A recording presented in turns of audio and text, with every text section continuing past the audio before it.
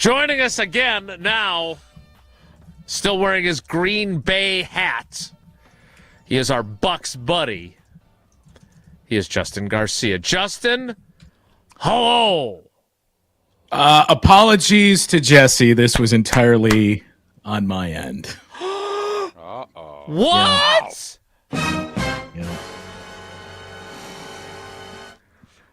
Everybody gets one, you know? Saboteur. All right. Hey, you're the voice of reason. You're the calm in the storm. You've talked us off the ledge many times over the years. Have we finally reached the point where not even the great JG can completely talk us off this ledge when the agent is attaching his name to reports and things are burning up? Like that little dog in his kitchen with the "this is fine" meme. So you guys did not have me on to discuss an 18-point comeback against the Pistons. We'll get to that. I watched it. I listened to you on the post-game show, but no, not first. I mean, look, what I would say is you can't bury your head in the sand. And I've seen a lot of Bucks fans that have lashed out at the national media, and two names specifically. There is a lot of smoke billowing out here that when you get to that level in that network, you don't fabricate things. This could very easily be pushed back on if this was made up along the way. We haven't seen any of that. And I go back to when Giannis met with the media in training camp and what he said or did not say in that conversation that everybody took as, see, it's all made up by the media. I said this many times. I want to be in a situation that I can win. I believe in this team. I believe in my teammates. I'm here to lead this team to wherever we can go. It's definitely going to be hard. We're going to take it day by day, but I'm here. So all the extra stuff doesn't matter. And then the most interesting part is, you know, I wear the jersey. I'm locked in when I step foot here. Now, in 6-7 months, if I change my mind, I think that's human too. That's what he said at the end of training camp. It hasn't been 6 months, but that to me leaves the door open. So to hear everything that's come out, I don't take this as this is just the media running with sensationalism reporting and this is clearly fake. I mean, even the stuff that Doc said yesterday, and he was very, very adamant and combative in his pregame press conference, and you could see the look on his face, too. He was worn down and tired by it and tired of having the conversation. But, you know, like Tausch specifically, what is a coach supposed to say in that spot? You know, like you are in danger of having this hang over the locker room, and it's going to hang over the locker room for however long until this resolves itself. But what is Doc Rivers supposed to say in that setting? Is he supposed to come out and say, yeah, you know what? We don't know. Like, I think there's some truth to this. We might actually trade him. Like, no, you have to put on the brave face and just say, guys, don't worry about it. It's out of your control. We are focused on what happens on the court. We have not had these discussions. Let's move on. So that's how I take all of not only yesterday, but what we've seen not only this past offseason, the past few off seasons here. No, I totally agree with you. I don't have any problem with Doc doing that. That doesn't mean I believe everything Doc said. Because Giannis, see, here's the thing. He said Giannis hasn't said anything. Doesn't mean his representation hasn't went up and said something. And so there is smoke, there is fire. And I think the thing from Bucks fan standpoint, we're worn out because there is the vibe that the national media has been pushing for 4 or 5 years to get Giannis out of Milwaukee. And Giannis, to his credit, has fended off, and it hasn't happened, and it's been a lot of BS. This doesn't feel BS-y to me. This feels like it just feels different. Is that accurate, JG? Well, yeah, I mean, I think it's a lot of things, too. It's the state of the conference. It's the state of your current team. And, you know, if you're Giannis, you look at the group and the era of Bucks basketball that you established as a perennial title contender and won a championship in 2021. guys have fallen by the wayside. Injuries, age, a big piece of that, but Jrue Holiday's gone. Damian Lillard for 2 years, and that it was a failed experiment. That's gone. Khris Middleton is gone. Brook Lopez is gone. Like all of these guys that you went to war with and that you built this culture with. Bobby Portis and Thanasis are the only holdovers here. And Bobby's the only one that's been here continuously. That you see how much the league has changed. You see there's new teammates.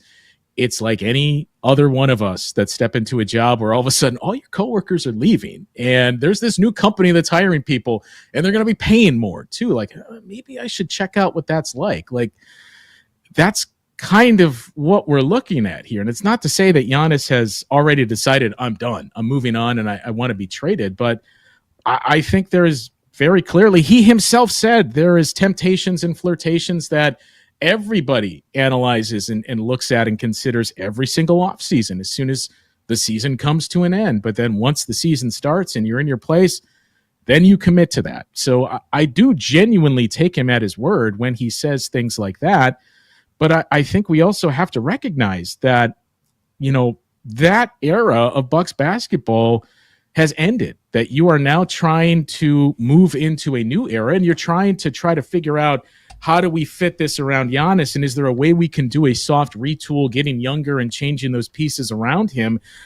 I still think they put together a good plan, but, this ultimately, the bigger story in all of this, if this does ultimately end here where we were to see Giannis playing for a different team, injuries, like that's the word that is going to right all of this. And Giannis isn't immune to that either. As, we saw two of those failed playoff runs, early exits. Giannis went down with injury in that. Right now, Giannis is dealing with injury at a very, very crucial time in the season. The Khris Middleton injury in the playoffs and how much that really changed things for the trajectory of this team. Dame going down. Like, injuries happen. Every team deals with them, especially when you look at the playoffs a season ago. But it really does feel like, I don't know if we made a deal with a higher power or something here to win that title in 2021, but it doesn't feel like anything has gone our way since then. If something can go wrong, it has, and it has been dire. Well said by our Bucks buddy, Justin Garcia. All right, so what Tausch had a question earlier. I don't want to mischaracterize it. Tausch, you said you either trade Giannis and get a haul for him, or you get him for the next 2 years and then he leaves when he can opt out. Was that the premise of your statement? In essence, yeah. I was asking what Bucks fans would want. Take the haul now, you get a monster haul, or you get another year and a half with Giannis. And JG, I'm not even going to put you in this spot. I know, I get it. But the Bucks ain't winning a championship with this roster. Healthy Giannis or not, they're not. Unless you think I'm crazy. So you get the 2 years. You have another 2 years with Giannis, which would be great. You get great moments. But there is going to be life after Giannis, and if you end up just letting him go, and I know there'd be sign and trades and all those things, but not the haul that you could potentially get if you do move him now. That's really what this comes down to, doesn't it, JG? Yeah, and I mean, sign and trades become even more complicated with every passing year in the CBA because of what it does to the team that acquires a player. It hard caps you, not to bore everyone, but there's a first apron, a second apron. You're hard capped when you acquire a player in a sign and trade, and if that player is Giannis, that's going to be earning more than $60 million. That puts you really, really up against that cap figure that you're capped at, having to round out the rest of your roster, especially if there's other $30 to $40 million players on that team. So I don't really see that as a viable scenario. I think the interesting thing too is I think ordinarily if you removed Giannis from this scenario and just said team construction, how would you build this team? How would you pivot and move forward? Anybody would say, you got to get assets. If you know somebody is going to be leaving, you don't just let them walk out the door and get nothing in return. So there's that. And I mean, what Giannis or any player, to be clear in that scenario, would want as well because of the cap figures here, in that the Bucks, part of this CBA, your team can pay you more than any other team. So if you leave in free agency, you are leaving money on the table, significant dollar figures that you are leaving on the table. Sure, you can make it up in endorsements and other things, but what have we seen from Giannis to suggest, you know what, I'm cool with just punting some money here with my upbringing and how much I want to build that nest egg for my family and everybody else afterwards. So I don't really see any superstar doing that in the future here, that I think everything is going to be this is where I would like to go. If you can't get me there, here's another list, kind of like what we've seen with Dame and a handful of other players. I would like to go to Miami. That's my number one destination. We can't get you there. Is Milwaukee good enough? Okay, fine. Let's give that a try. Like, I think that is the new free agency in this league. So, JG, here's the problem I have with that, because I think Tausch is exactly right. I don't disagree with him. I did say that how often, and you know NBA history better than anyone, so let me ask you this. How often does an organization, we just had Waddle on and we were making jokes about the post-Jordan era and the greatness of Pete Myers, who played 377 career games in the National Basketball Association, in case you were wondering. How often do you trade away a transcendent player and then you're still good? Or you become good again in a reasonable amount of time, right? I don't know. How long did it take the Bucks after they traded Kareem Abdul-Jabbar? What other, I don't even know what examples there would be, because usually when you have players in history of this greatness, they just end up spending their entire career. Larry Bird didn't get traded. Magic didn't get traded. Jordan didn't get traded. So LeBron didn't get traded. Right. I mean, he decided to go took his talents to a variety of places. But does that not concern you? Because I don't know how many examples there are of trading away a great player and then finding Oklahoma success City shortly traded thereafter. Paul George away, and that's worked out pretty well. Yeah, but I mean, Paul George is a good player. The player they got in exchange for Paul George is bordering on a transcendent player. Yeah, it's a good trade. If we're going to trade, JG, that's what I'm looking for. Something like Well, yes, I would love to get Shai Gilgeous-Alexander entering his prime as well. Just say what I want. That's all. Not say we're going to get it. Great insight. Here's the complicated dance, too, is that, and I tried to make this point last night. I mean, obviously, I am biased. I don't want to see Giannis leave because of what it means for the team that I am a part of, what it means for me financially, and things that I do here as well. I know fans could not care less about this. And quite frankly, does it impact you as much? No.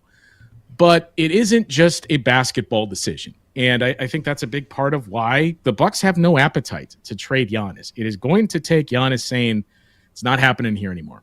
Like, it's time for us to explore some other avenues, which may or may not have already happened.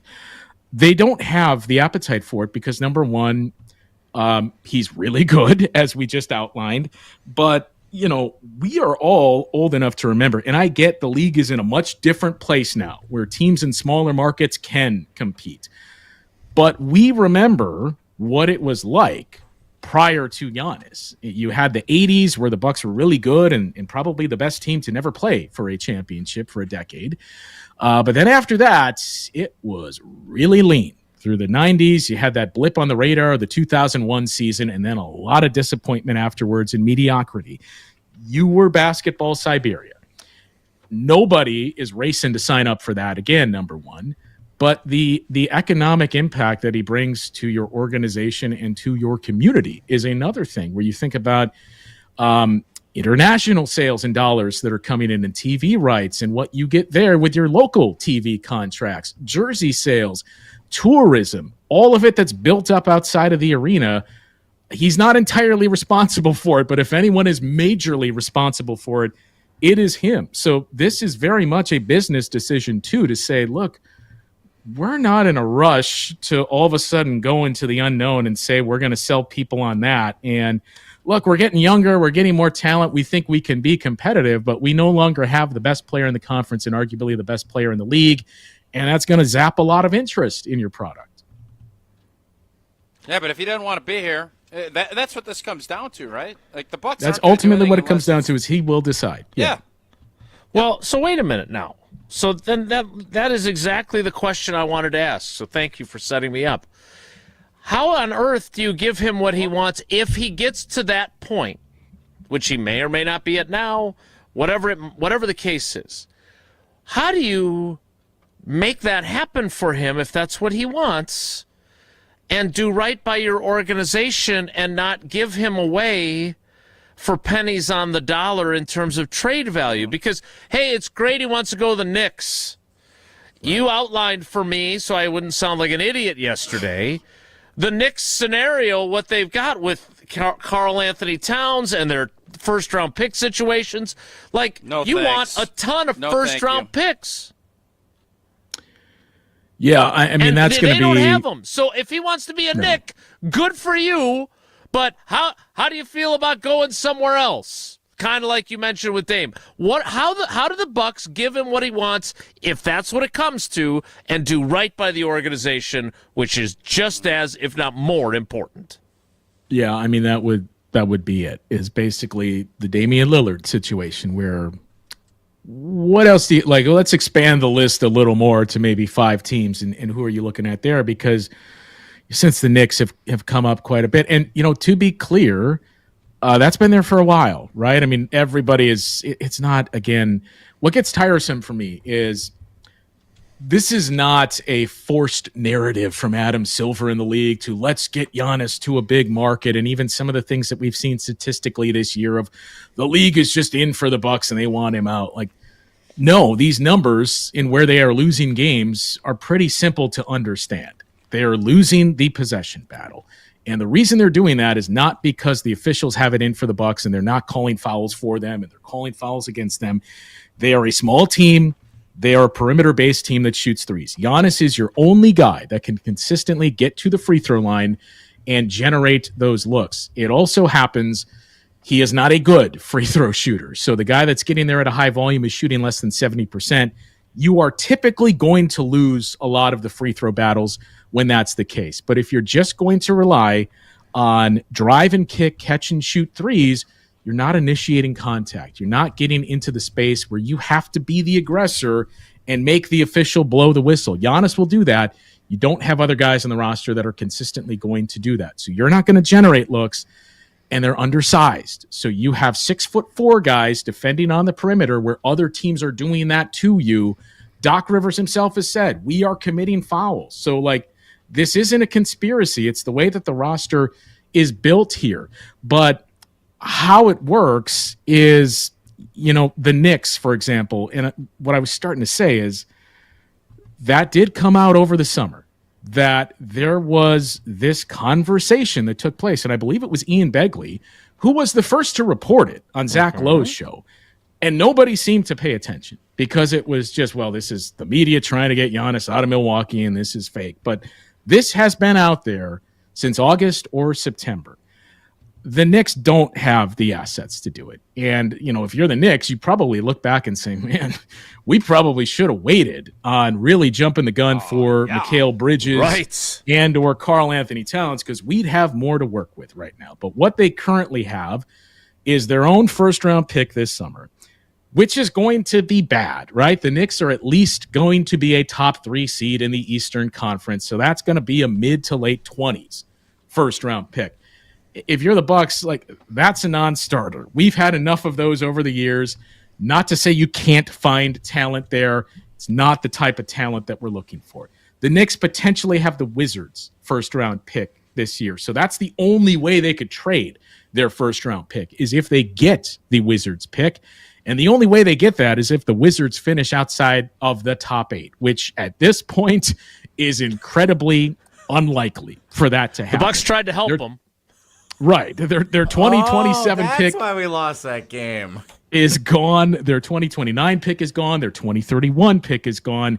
They can't trade their 2028 pick because of the other picks sandwiched around it and the thing they call the Stepien rule. Plus, it's pick swap to Brooklyn anyway. So you got to get very creative of you give us this and we'll give you that with draft capital. And the Bucks don't have that to do. So the only avenue for the Knicks to become a player here would be for them to look at selling off parts that the Bucks are, quite frankly, if you're trading Giannis, you're looking into let's get younger assets and let's build for the future. Karl Anthony Towns doesn't help you there. OG Anunoby at this point doesn't help you there. Mikal Bridges doesn't help you. So the Knicks' only avenue is we got to look into trading those players, getting assets, sending them to the Bucks, or making this a 3-team deal where the Bucks get assets, we get the guy we want, and we send these guys to a third team here. But with those types of contracts, and again, the Knicks are a first apron team, so they can't take back more money than they're sending out. It's not impossible. It's incredibly difficult to do those things in the middle of the season. So any deal like that is always going to be an off-season move. All right, JG, last thing so we can let you go. That was a remarkable win last night. Ryan Rollins, Derry Bird, which is catchy. I'm curious what it was like for you as you watched it unfold with this cloud of, oh, by the way, not only was there a whole national and local narrative about Giannis's future, but then he departs 6 minutes into the game with a right calf strain that will reportedly sideline him for 2 to 4 weeks. What a surreal day and night that must have been for you. Well, and so, yes, it was very strange. There was just this feeling in the air, and it was funny. I saw so many different TV anchors and other members of the media showing up to the arena yesterday for some reason. Of like, oh, is this the playoffs? I haven't seen you in a while. But yeah, there was a weird feeling in there, and everybody could sense it. It was palpable. In talking with other members of the media, you just felt like, I feel like I've felt this before. I don't really want to say when I felt it and can't quite put my finger on it. And then to see him go down in shades of a couple of things. Number one, his soleus strain from 2 years ago, because it was basically the exact same spot on the floor where it happened. And then just his initial reaction and immediately going down, not getting up and kind of grinning as if he acknowledged, like, I know this isn't good. Reminded you of Damian Lillard in a similar spot on the floor last year. So it started as low as you could get with all the chatter that was going on outside of the building, the start to the game and to fall down by 18 points. But then to see this young group, and again, I still think this team has good players, and I get the conceptualized version of this roster and how it fits. But ultimately, we're just seeing injuries are another factor. And just like last year, you dug yourself a hole where you go back to that 2-8 start. If you played 6-4, which is the rate the Bucks played at for the rest of the year, they're a 3 seed last year instead of the 6 seed. This year, I felt like even with Giannis healthy, after that start, they went 5-12 after that start of 4-1. They have not had a stretch like that since the 2014 season when they won 15 total games. Ugh. It just felt like, man, this is something you're going to look back on and say, if it weren't for that, we wouldn't be a play-in tournament team. And now, obviously, the Giannis injury changes all of it even more. It's going to mean he's ineligible for any individual honors this year for the first time in his career because he's going to miss the 17 games that it's going to require. But the last thing on it is, even if there is nothing comes of the trade chat or anything else, and there's no resolution, there's one silver lining of sorts, and I even hesitate to say that because you don't want to tell players this is the case. They want to compete. But the Bucks do have a first-round pick this summer. It's pick swapped with the New Orleans Pelicans. I don't know if you guys have noticed, the Pelicans are extremely bad, and they just announced Zion Williamson is going to be out for 3 weeks as well. So as long as you're kind of tied to where New Orleans is, you're going to get a really good first-round pick that it's not like you don't have an asset. And honestly, this is an extremely hyped and valued first round this upcoming year with a lot of talent in it. Gap year. We scoffed at the notion this is not the way you envisioned it, but that also may be the shot in the arm of talent that you need. If you get the right player. JG, you're the best. We appreciate you. Thanks so much. See you guys. That is the great Justin Garcia. You can hear him on the Bucks radio network. So we're tanking to get that pick to bring Giannis back again next year. That's sure. That's kind of what it sounded like to me. That's option C? Is that option C? Count me in. We'll wrap things up next. Golden Age. Wilde Tausch.